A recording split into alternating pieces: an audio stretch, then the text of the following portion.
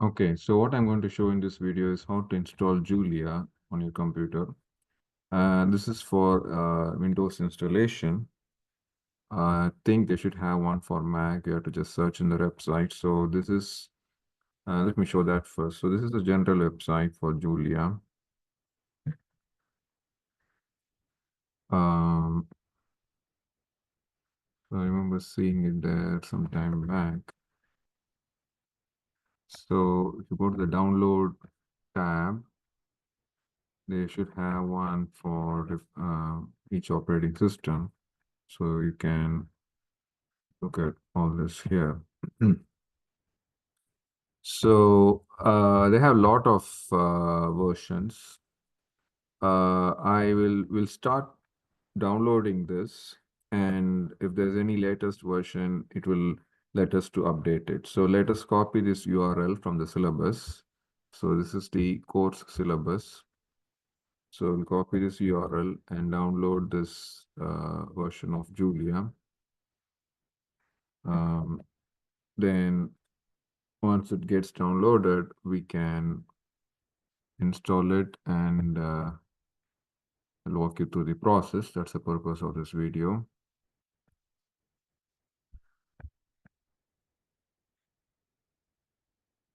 So it's a typical installation.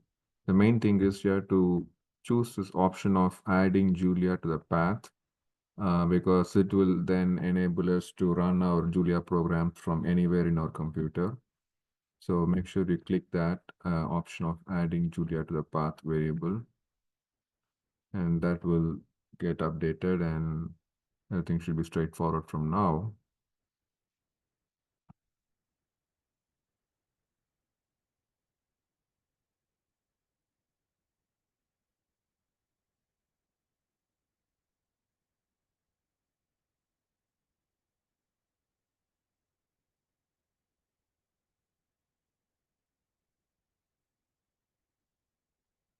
Okay, so you can test if Julia is running successfully, and you don't need to open a Julia directory. Just say open documentation and finish it. So if it's been installed successfully, the Julia welcome screen will come. So that's it there. So this is the version that we installed. I'm sure there's latest version. We'll find it out. Let's close this window. So when you get the Julia thing like this, you can press the prompt.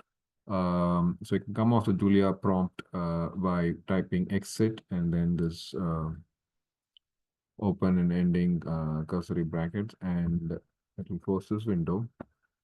Now this is the Julia documentation. That's like the main dictionary, or it has all the information about Julia.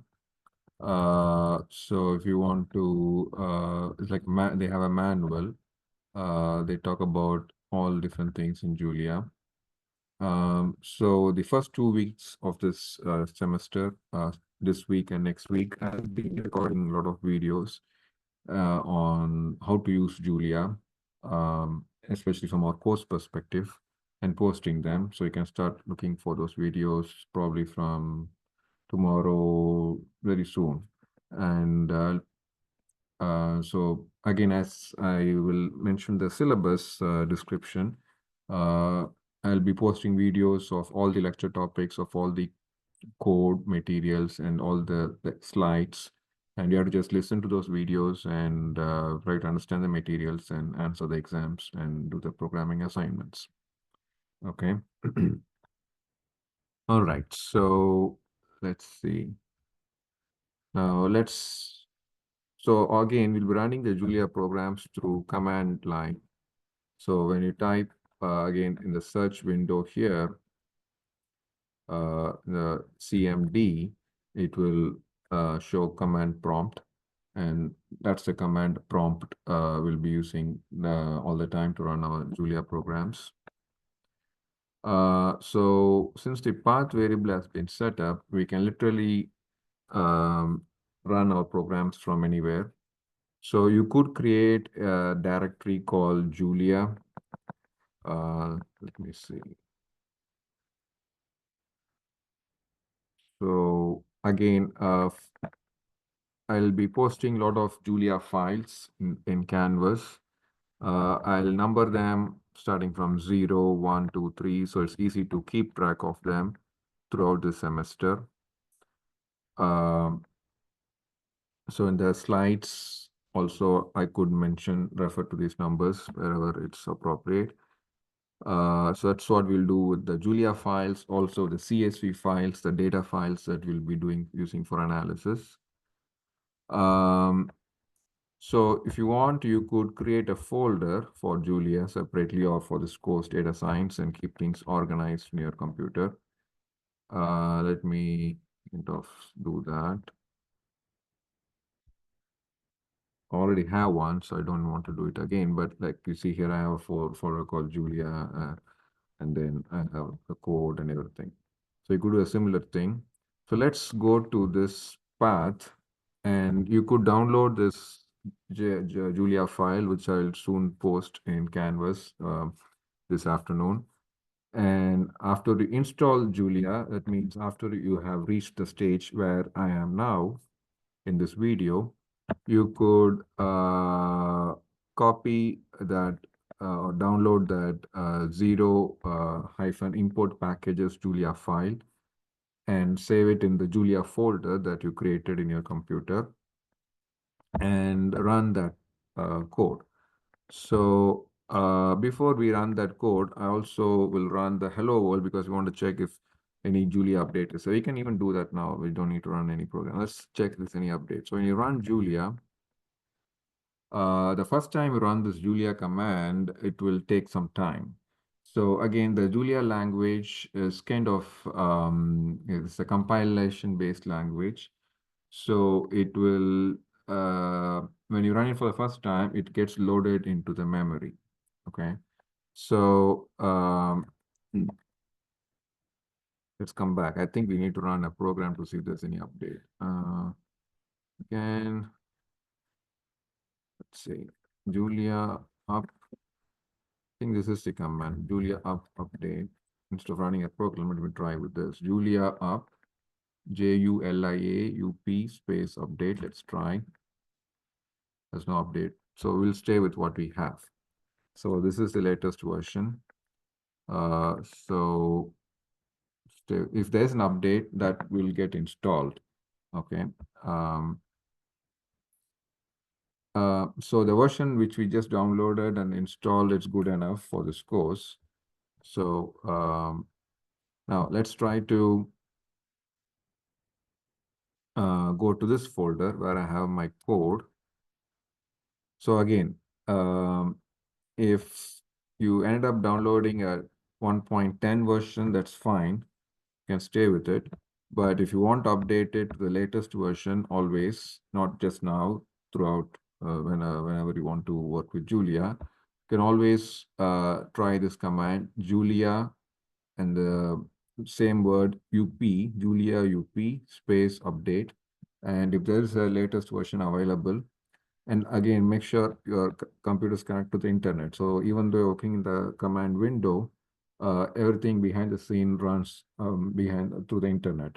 So it will download the latest version and install it. You don't have to really download the latest version. If you just run this command, and if your computer is connected to the internet, it's going to automatically download the latest version and update whatever is not there in your current version from the latest version, and it will just have an update. You'll have an updated Julia system running on your computer. Okay. So let's go to that folder which where I have my Julia programs. So this is a folder.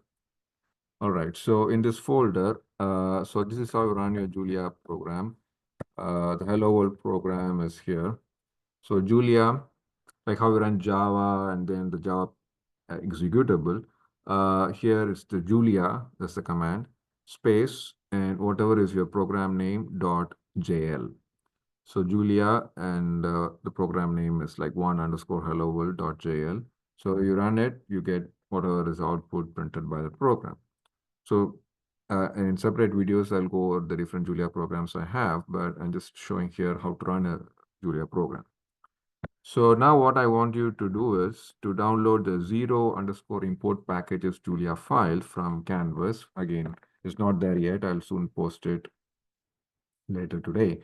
After I post all these videos along with those videos for Julia installation, I'll post those this file. So what you have to do is similarly, run. Let me clear this up. So again, we are going to just work from this command window. CLS is the command to clear the window and just move it to the top of the window. So again, Julia space 0. And if you just press the tab, because numbering it uniquely 0, 1, 2, 3, just enter the number and press tab, the rest of the file name will come. You don't have to really type anything.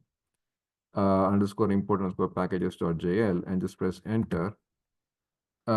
It will try to install the packages. Now, if you already have Julia on your computer, it's not going to make any change. If you don't have anything, it's going to take some time and update things. Since I just installed earlier before this video to check everything is fine, it got all the packages through that installation.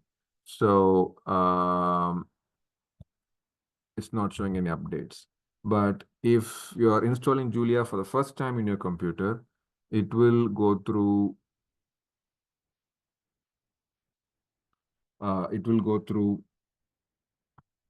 a lot of um, updates.